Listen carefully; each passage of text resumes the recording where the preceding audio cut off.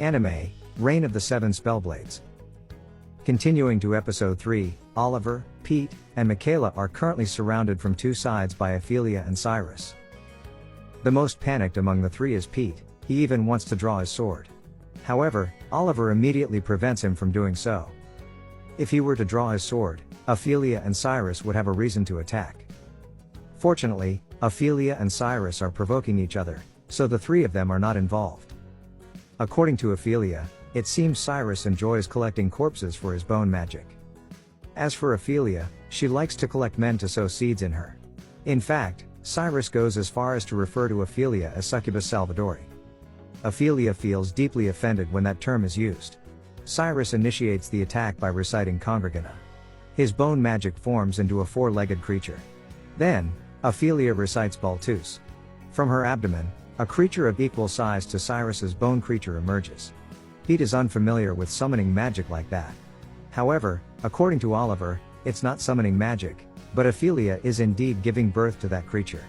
While the two creatures are fighting, Oliver, Pete, and Michaela use the opportunity to escape. Unfortunately, Cyrus still has bones to hinder the three of them. However, unexpectedly, Nanatsu comes from behind them.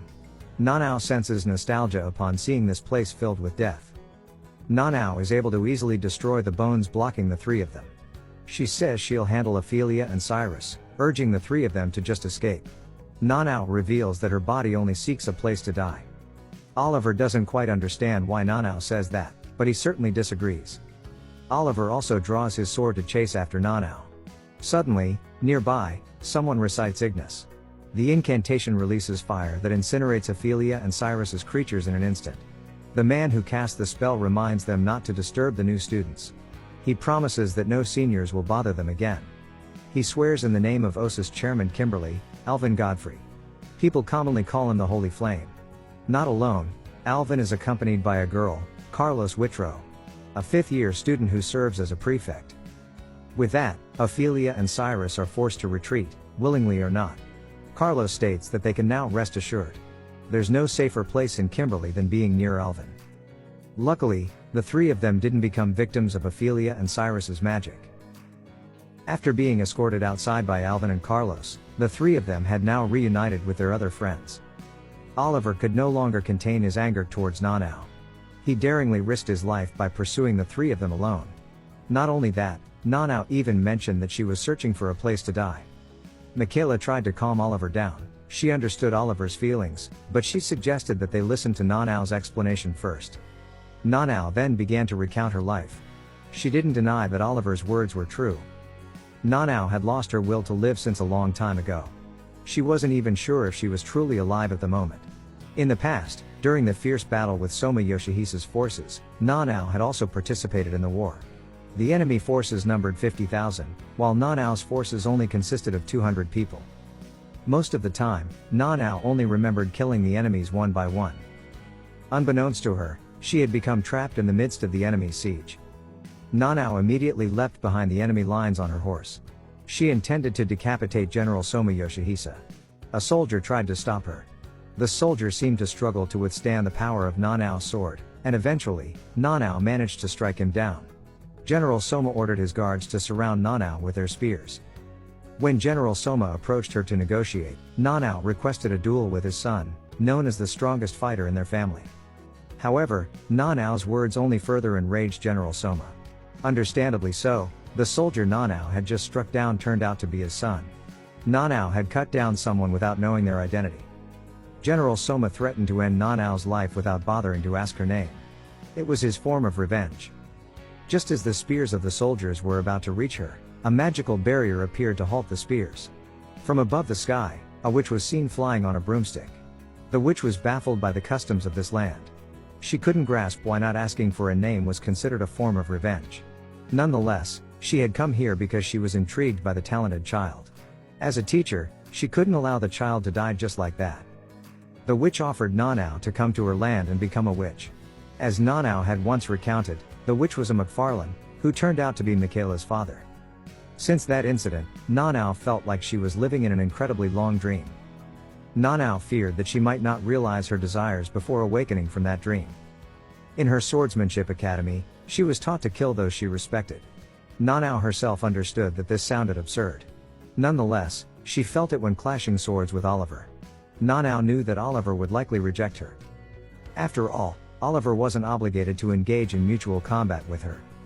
However, Oliver's outright rejection still left her feeling sad and tormented. Gradually, this sadness led her to yearn for a place to die. Katie concluded that Nanao was heartbroken due to Oliver's rejection. Oliver asked Katie not to joke, but Nanao regarded the statement as accurate. Whether it was falling in love with him or his swordsmanship prowess, it all felt the same. Oliver was puzzled about how to respond. Michaela inquired whether a normal duel wouldn't suffice. Nanao explained that the sword techniques she learned were techniques for killing. Therefore, if they weren't intending to kill each other, she couldn't fight seriously. As a friend, Michaela wanted to say something. She reassured Nanao that it was time to change her way of life.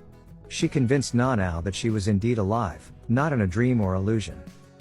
If there was no distinction between falling in love with him or his swordsmanship, then what Nanao should focus on was him. Furthermore, all their friends here still wanted to spend time with her. Afterward, Oliver asked Nanao to make a promise to him. From now on, no matter what happened, Nanao mustn't rush to die.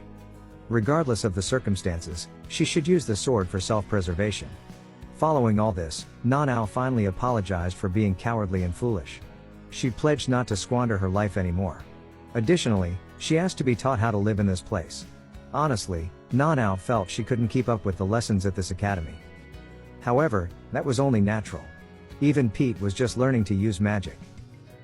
The next day, as they headed to school together, Nanao seemed to be sticking closer to Oliver. She walked alongside Oliver closely, trying to observe him. Oliver was clearly embarrassed being scrutinized by a girl up close. Nevertheless, he seemed to prefer the current situation. Nanao needed to realize that his life wasn't solely about swords. During the magic sword class, Master Garland provided an opportunity for the students to ask questions. One student was curious if Master Garland could use the Spellblade technique. Beforehand, Master Garland wanted to explain its concept. In the realm of magical swordsmanship, there existed a technique known as Spellblade. Its definition was quite simple. This technique was executed with a single step, a single incantation. It was an unstoppable move that would inevitably defeat its opponent. There were known to be a total of 6 Spellblade techniques. Although there were individuals who attempted to create new Spellblades or destroy existing ones, these 6 Spellblades had remained unchanged since ancient times. This technique was highly secretive. The user and the type of Spellblade were never disclosed to the public. Some even doubted the existence of Spellblade. Hence, Master Garland couldn't reveal whether he could wield the Spellblade or not. Nanao was truly intrigued by the existence of such a technique. As usual, Andrews approached Oliver and Nanao to provoke them. Oliver had no intention of fighting, but for some reason, his words always managed to anger Andrews. He wanted to spar with Oliver. Oliver reluctantly agreed. Before their bout, Nanao realized that Oliver appeared disheartened. She suggested that he might be deliberately intending to lose. Nanao didn't want to see him lose, even if it was just an act. She asked Oliver to do it seriously. Andrews, of course, couldn't accept if Oliver practiced without seriousness. He felt greatly underestimated. Unfortunately, their feud was interrupted by Master Garland. After the lesson, Michaela recounted that Andrews was her childhood friend. During their childhood, Andrews and Michaela were often compared to each other by their families. Perhaps Andrews always felt that his current position could easily be taken by someone else. Michaela felt responsible for her attitude of always wanting to prove her strength. Suddenly, Pete arrived to inform them that Katie had rushed out upon hearing about a rampaging troll just before the execution parade. Currently, Katie was in front of the troll's cage, trying to prevent a teacher from executing it. The teacher recognized her as part of the Alto family upon hearing her name. According to the teacher, Katie's parents were among the most foolish within the human rights faction. The teacher inquired if Katie would take responsibility if the troll ended up killing someone. Katie stated that she would try to persuade the troll not to attack humans. The teacher found it absurd to think of reasoning with a troll. Katie was clearly upset and snapped back at the teacher. The teacher then used the Dollar incantation, shocking Katie's body. At that moment, Oliver and the others finally arrived.